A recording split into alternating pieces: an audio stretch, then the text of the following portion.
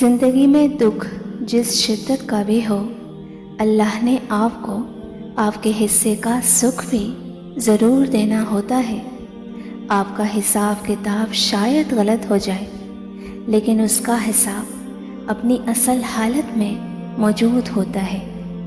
وہ اگر دکھ سے گزار رہا ہے تو سکھ بھی اس کے در سے ہی ملے گا۔ زرد پتے جہاں سے اترے ہیں، سبز پتے وہیں سے نکلیں گے۔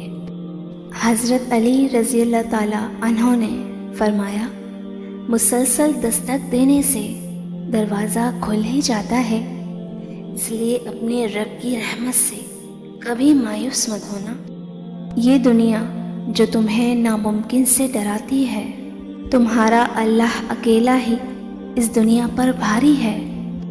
اگر اللہ نے تمہاری اس ہتھیلی کو خالی ہاتھ ہی رکھنا ہوتا تو وہ کبھی بھی تمہیں ان ہاتھوں کو جوڑ کر مانگنا نہ سکھاتا۔